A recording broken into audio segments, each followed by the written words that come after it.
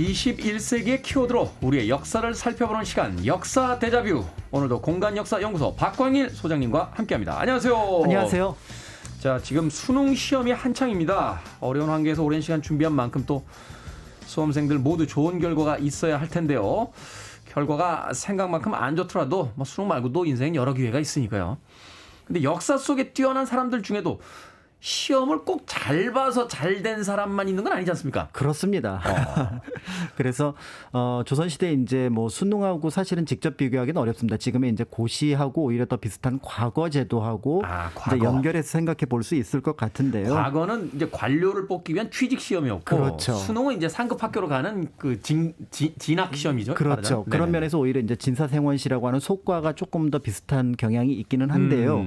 그래도 이제 과거에 이제 많은 관심이 집중되어 있어서 거기에 이제 좀 살펴본다면 조선시대 양반들에게는 어떻게 보면 일생일대의 통과 의례 같은 사건이 바로 과거 시험이라고 할 수가 있을 것 같습니다. 네. 그래서 처음에는 뭐 실력으로, 나중에 이제 좀 과거 제도가 문란해지면은 온갖 편법을 동원해서라도 꼭 합격하고야 말겠다는 의지를 보였던 사건이라고 할 수가 있는데요. 어떤 편법을 사용해서 약간 불안해지는데. 네네네. 그렇지만 또 이제 이런 과거 시험과는 조금 말씀하셨던 것처럼 좀 쉽게 합격하지 못했고 또 합격하지 못하고 또 다른 길을 겪었던 사람들 중에서 역사 속에서 기억할 만한 인물들이 있어서 그런 인물들을 중심으로 살펴보도록 하려고 합니다. 네.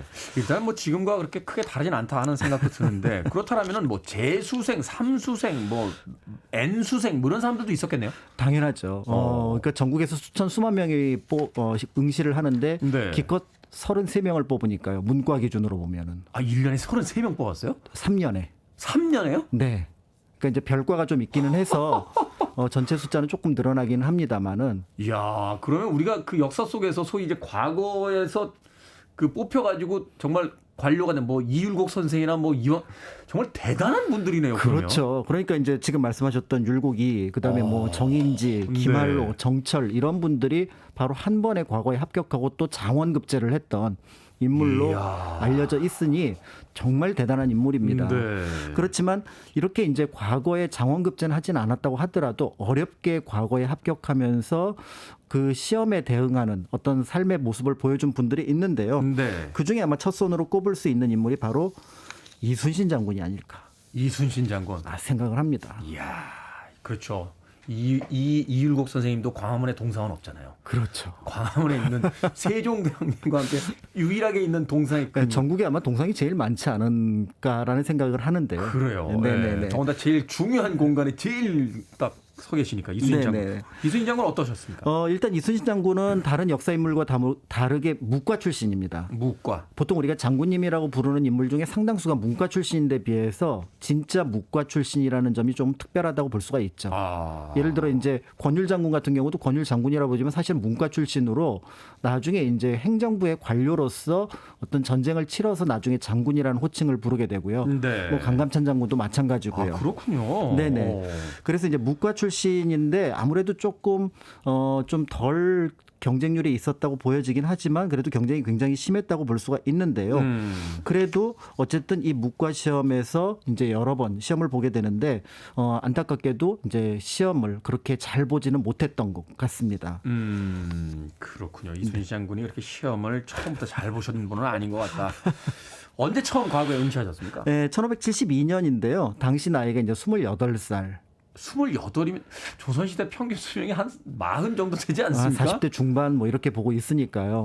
28이면 정말 지금식으로 얘기하면 한 40에서 50 정도의 이제 그 시험 보러 가신 거네요. 그렇죠. 그런데도 시험 성적이 좋지 않았고 심지어는 큰 사고를 겪기도 했습니다. 그래서 당시 이제 상황을 이제 나중에 행장을 보면은 이렇게 적고 있는데요. 임신년 훈련원 별과 시험에서 말을 달리다 떨어져 왼쪽 다리가 부러졌다.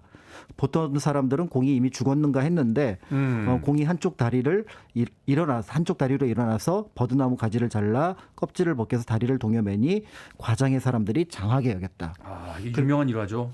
네, 그래서 동화책에 나올 정도로 유명한 그런 일화이기도 한데요. 어쨌든 중구의 훈련원 공원 일대에서 봤던 이 시험에서 비록 완주는 했다고는 하지만 큰 부상을 입고 그리고 시험에 떨어지게 됩니다. 보통 이제 이런 경우면은 포기를 할 텐데 텐데요. 이제 이순신 장군의 성격을 보면은 짐작하시는 것처럼 다시 시험에 응시를 하게 되고 4년 뒤 32살 되던 해에 다시 묵과에 응시를 합니다. 이때는 이제 평소보다 한 명을 더 뽑아서 29명을 뽑았는데 당시 성적표가 남아 있습니다. 아, 성적표가 남아 있어요. 네. 그래서 당시 성적을 보니까 병과 4등, 그러니까 29명 중에 12등이었으니까 중간 정도의 이야. 성적으로 합격을 했다라고 볼 수가 있고요. 하지만 이걸 이렇게 또 생각해 볼 수 있잖아요. 전국에서 29명 뽑는 거잖아요. 그렇죠. 그 중에서 이제 12등 하신 거 아니에요? 네네네. 이거 더 어마어마한 성적인데 사실은. 그렇습니다. 네네네. 네네.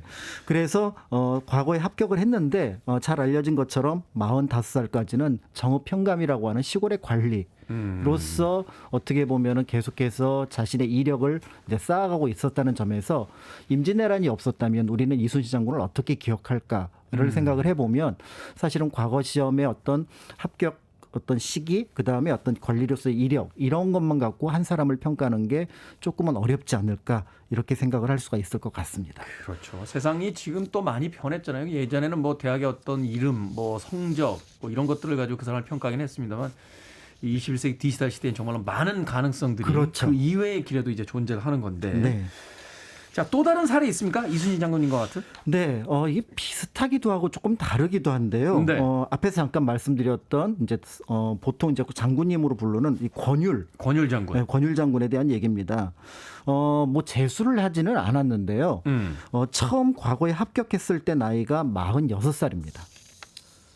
잠깐만. 재수를 한 것도 아니고 처음에 합격한 게 46살. 그때까지 시험 안 보신 거예요? 네, 시험 안 보셨어요. 금수저셨나요? 권율 장군님? 네, 금수저였어요. 그때까지 공부 안 하시고 노시다가. 공부를 하시긴 한 것 같은데, 그러니까 아마 어떻게 된 겁니까? 이게 여기 이제 몇 가지 그 자극이 좀 있었던 것 같아요. 그러니까 사실은 뭐 임진왜란 당시에 권율 장군을 빼놓고 얘기할 수 없을 정도인데요. 뭐 3대 대첩 가운데는 행주다첩을 포함해서 호남을 네. 처음에 지켰던 것도 이제 광주 목사 시절에 어떤 이력과 관련이 있는데요. 네. 아마 이때 이제 시험에 압박을 받은 건 두 가지 정도가 있었던 것 같습니다. 첫 번째는 사위였던 이항복, 백사 네. 이항복 선생이 먼저 합격을 합니다. 과거에. 아니, 사위가 먼저 합격을 했어요. 네. 그러니까 이제 장인과 사위가 있는데 사위가 이제 먼저 합격을 했으니 아마 그 부담이 컸을 것 같은데 사실은 그 2년 전에 아버지였던 이제 권철신 이제 정승을 역임했던 굉장한 관료였죠. 네. 그분이 이제 돌아가시면서 그런 얘기를 했다고 합니다. 네가 내 아들이구나. 복잡한 의미를 갖고 있는데요. 네. 이제 해석하기에 따라서 좀 다르지만 너도 나처럼 좀 살아야 되지 않겠니? 라는 뜻도 아마 좀 포함을 한 것 같습니다. 그러니까 아버지가 돌아가실 때까지는 아버님이 돌아가실 때까지는 과거에 나가본 적도 없고 합격해 본 적도 없었는데. 그렇습니다. 그러니까 이제 이때가 42살이던 시절인데 아마 그때부터 이제 정신을 좀 다잡고 4년 동안 과거를 준비를 했던 것 같아서 그래서 우리가 알고 있는 46살에 이제 만학도로서 과거에 합격을 하게 되고요. 그리고 이제 16년 동안 우리가 알고 있는 그 길지 않은 16년 동안 역사 속에 큰 어떤 족적을 남긴 인물로서 남아있게 된 존재가 바로 권율 장군입니다.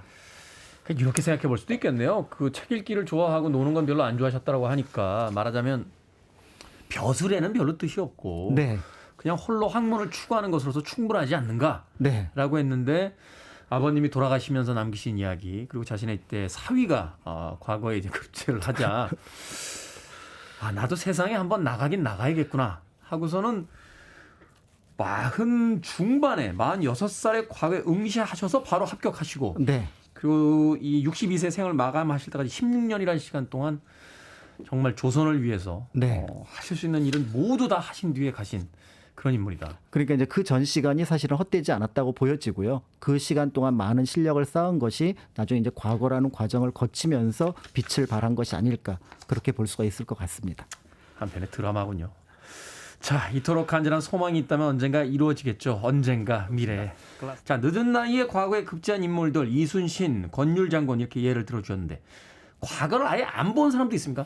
네, 여러분이 계시죠. 그러면서도 이름을 날린 사람들. 네, 아마 그 중에 이제 대표적인 인물이 바로 실학 거두로 알려져 있는 연암 박지원 선생이 아닐까 싶습니다. 박지원 선생님이 과거를 안 보셨어요? 네, 과거는 안 봤습니다. 그러니까 속과는 봤는데 대과 시험, 그러니까 우리가 알고 있는 본격적인 과거는 실제로 이제 응시를 하지 않았던 인물입니다. 아니요, 박지원 선생님이 아무 줬다고요? 그러니까 조금 의외라고 볼 수 있을 것 같은데요. 네. 열하일기를 통해서 이미 널리 알려져 있지만 사실은 이제 당대 이제 그 실학파의 거두로서 굉장한 학자들이죠. 홍대영, 유득공, 박재가, 이석호, 이덕무 이런 사람들을 이끌었던 인물이 바로 박지원이라는 인물이라는 점에서 네. 그의 어떤 학문적 성취를 의심하는 경우는 없는 것 같은데요. 오. 그런데 실제로 소관은 봤지만 그다음에 나중에 대과 시험을 보지 않은 이유는 정확하게 알려져 있지 않습니다. 대체로 이제 추정을 하기로는 그 당시 이제 좀 가세가 기울기 시작했어요. 그러니까 벼슬을 했던 것이 할아버지였고 아버지는 하지 않았었는데 할아버지가 돌아가시게 되면서 가세가 좀 기울었던 부분들이 있고 또 당대 이제 실권자였던 홍구경하고 사이가 굉장히 안 좋았다고 합니다. 그래서 집안 자체가. 네, 홍구경을 비판하면 과정 속에서도 문제가 있고 그다음에 당파와 관련해서도 서로 약간 엇갈린 경향이 있어서 노론 집안이었기 때문에 네. 그런 의미에서 볼 때 과거를 보는 게 실익이 없다라고 판단했을 수도 있을 것 같은데 조정에 들어가봐야 견제당할 거고 오히려 더 위험해질 수도 있다. 그렇죠. 그런데 어쨌든 그 과거에 대해서는 정확하게 왜 안 받는지는 알 수가 없고 다만 나중에 집안의 어른이 이제 그 북경으로 이제 연행을 갈 때 이제 우리가 알고 있는 자제 공간으로 쫓아가게 되면서 열하일기라고 하는 걸출한 어떤 작품을 남겨놓게 된 분이죠. 이렇게 정해진 과정을 밟지 않고 자기만의 길을 개척한 사람들이 오히려 더 창의적인 경우가 되게 많잖아요. 이 박지원 선생님 같은 경우도 이 평이 벌써 우리의 어떤 그 조선사에서 굉장히 중요한 인물로서 평가된 인물이니까. 그렇습니다. 네. 그래서 우리가 당시 이제 이른바 북벌이 아직까지 여운이 남아있는, 즉 청나라를 토벌하자라고 하는 여운이 남아있는 상황에서 역설적으로 북쪽을 배워야 된다, 청을 배워야 된다. 라는 주장을 해서 당대에 상당한 어떤 견제를 받았던 인물이라고 볼 수가 있는 거죠. 직접 청에 가서 보니까 우리가 지금 오랑캐라고 여겼던 청이 실제로는 오랑캐가 아니고 받아들여야 할 것이 굉장히 많은데 굉장히 발달된 문명을 가지고 있는 문화를 그렇죠. 가지고 있는 국가다. 그런데 그거를 우리가 받아들이지 않는다면 우리는 늦어질 거다라는 어떤 경고를 하기도 했고요.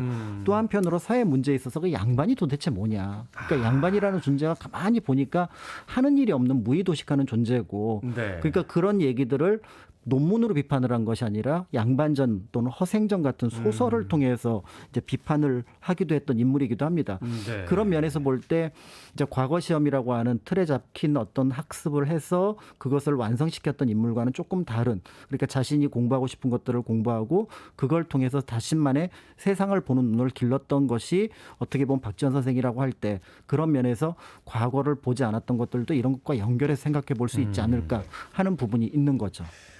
외국의 사례도 그런 게 많더라고요. 그 프랑스의 어떤 문화 정책을 이끌었다고 하는 앙드레 말로 같은 그 장관을 보면 뭐 정규 교육을 거의 받지 않고 혼자 도서관에서 공부를 하고 뭐 그러면서 결국 오늘날 프랑스를 문화 대국으로 이제 만들어낸 그 장관의 역할을 수행했다라는 이야기를 그렇죠. 하기도 하는데 그 정해진 틀에서 벗어났을 때 오히려 더 많은 것을 볼 수 있는 또 기회를 얻기도 한다. 그렇습니다. 과거를 보지 않았던 것이 공부를 하지 않았던 것이 아니라 다른 공부를 했다라고 보시는 것이 좋을 것 같고요. 조선시대 과거 시험 언제까지 치러졌습니까? 1894년 5월 15일 날 마지막 과거가 시행이 됩니다. 네. 이 시기에 이르게 되면 이제 응시자 숫자가 폭발적으로 늘어나는데요. 23만 7천 명이 응시를 했고요. 당시 인구로서는 엄청나군요. 네, 그다음에 문과 59명, 그다음에 무과 1,147명을 뽑습니다. 조선 후기로 가면 이제 문과가 무과를 더 강해지는군요. 수백 명 이상을 뽑게 되는데요. 이때 이제 1등을 했던 신종익이라고 하는 분은 약간 문제가 있어서 사실은 이미 이제 거기서 처벌을 받아야 되지만 고종이 이제 무마를 하게 되는데 이 합격자들 중에서 흥미로운 분들이 몇 분 계십니다. 그 중에 이제 2등으로 합격했던 분이 바로 독립운동가이며 헤이그 특사로 나섰던 이상설 선생. 이 여기에 이제 들어가 있어서 사실은 이분이 1등이 됐어야 되는데 뭔가 중간에 문제가 있었다라는 평가가 있고요. 네. 그다음에 이제 병과 10등 한 중간 정도의 성격의 홍종우라는 인물이 있는데 이 사람 굉장히 좀 독특한 인물이죠. 우리나라 최초의 자비 유학생으로 프랑스에 가서 춘향전을 불어로 번역을 하기도 했습니다. 대단하네요. 네, 그래서 네. 문화적으로는 굉장히 탁월했지만 또 한편으로는 정치적으로는 보수적이어서 나중에 김옥균을 암살하기도 했고 그다음에 황국협회를 이끌고 독립협회를 공격하면서 정치적인 지형을 크게 바꿨던 그런 인물이기도 하고요.